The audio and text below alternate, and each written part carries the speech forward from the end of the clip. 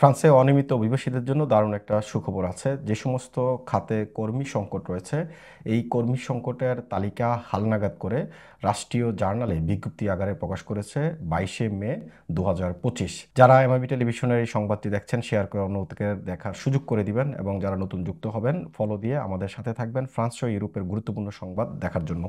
বিশেষ করে 2024 সালে ফরাসি অভিবাসন আইনে মেতিয়ে অন্তসীয় বা শ্রমিক সংকটে থাকা খাতগুলোতে কর্মরত অনিয়মিত অভিবাসীদের বৈধতার নিয়ম চালু করা হয়েছে। কোন পেশাগুলোকে কর্মী সংকটে থাকা খাত হিসেবে বিবেচিত হবে সেই বিষয়টি পরিষ্কার একটি নির্দেশিকা পাঠিয়েছে সংশ্লিষ্ট ফরাসি মন্ত্রণালয়। ফ্রান্সের শ্রম, স্বাস্থ্য, সংহতি ও পরিবার বিষয়ক মন্ত্রণালয়ের সুপারিশকৃত তালিকাটি বৃহস্পতিবার 22শে মে 2025 রাষ্ট্রীয় জার্নালে বিজ্ঞপ্তি আকারে প্রকাশ করা হয়েছে।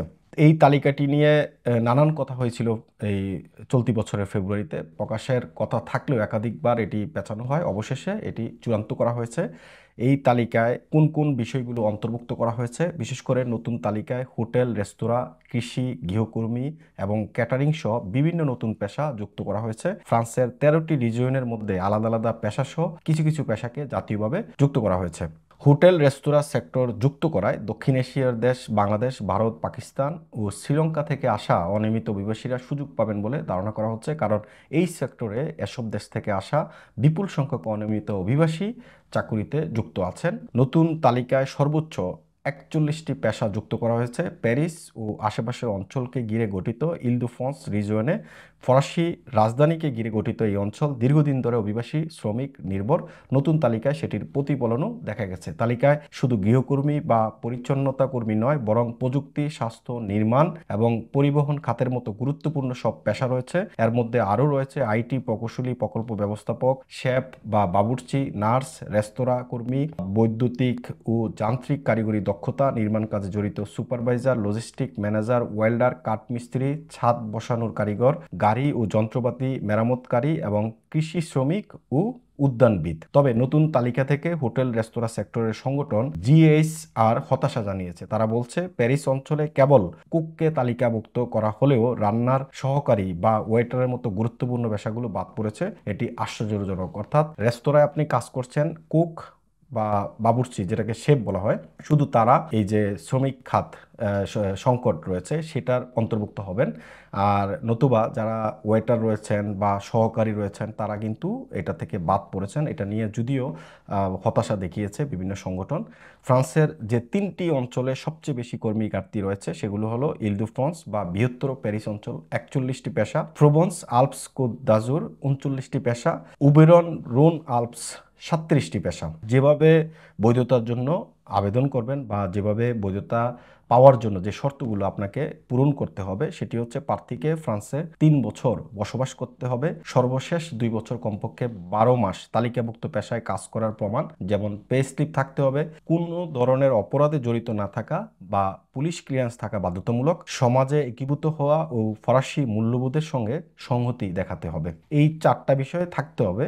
আর এক্ষেত্রে মনে রাখতে হবে সবচেয়ে বড় বিষয় যেটা হচ্ছে সেটা হচ্ছে অভিবাসীরা নিয়োগকর্তার সুপারিশ ছাড়াই নিজেরাই বৈধতার জন্য ফরাসি প্রেফেকচারগুলোতে আবেদন করতে পারবেন এবং এই নিয়মটা 2026 সাল পর্যন্ত কার্যকর থাকবে। এতে স্টুডেন্ট এবং যারা সিজনাল জব বিষয়ে আসেন তারাও অন্তর্ভুক্ত থাকবেন। চাকরি খোঁজা বা প্রশিক্ষণ বিষয়ক সরকারি সংস্থা ফ্রান্স থাবাইয়ের হিসাব অনুযায়ী 2025 সালে শুধু হোটেল, রেস্তোরাঁ খাতে দীর্ঘমেয়াদী ও স্বল্পমেয়াদী চুক্তির 3,36,000 পদ শূন্য থাকবে বলে অনুমান করা হচ্ছে। এর মধ্যে অর্ধেকের বেশি শূন্য পদে লোক খুঁজে পেতে নিয়োগকর্তারা গুরুতর বাধার মুখে পড়তে পারে বলে সতর্ক করেছে সংস্থাটি। আরেকটা বিষয় সবচেয়ে ইম্পর্ট্যান্ট সেটা হচ্ছে কি, সেটা হচ্ছে যে এই যে নতুন যেই কর্মসংস্থানের খাতগুলো তারা এখানে উল্লেখ করেছে এর মধ্যে কিন্তু যেই বিষয়টি নেই সেটি নিয়ে আলোচনা হচ্ছে একদম বৃহৎ আকারে। যেই বিষয়টি অর্থাৎ একজন কুকের সহকারী অথবা ওয়েটার, যারা রেস্তোরাঁতে ওয়েটার হিসেবে কাজ করেন অথবা কুকের সহকারী হিসেবে কাজ করেন, তাদের নাম নেই এই যে প্যারিস অঞ্চলে। বিশেষ করে প্যারিস অঞ্চলে এই খাতটা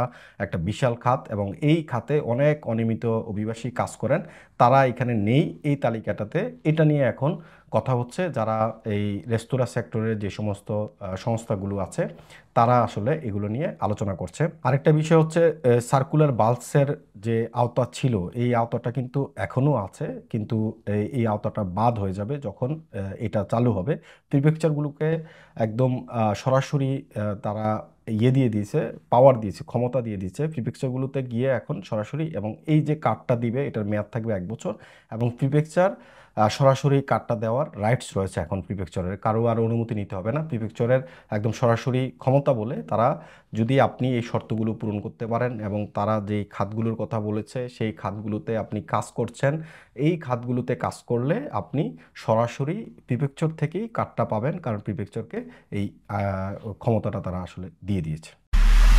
এমআইবি সংবাদ ও সংবাদ সংশ্লিষ্ট অনুষ্ঠান দেখতে ভিজিট করুন www.mibtelevision.tv ও facebook.com/mibtelevision.tv এবং সাবস্ক্রাইব করুন youtube.com/mibtelevision এ। এমআইবি টেলিভিশন, সত্য খবর, সঠিক খবর।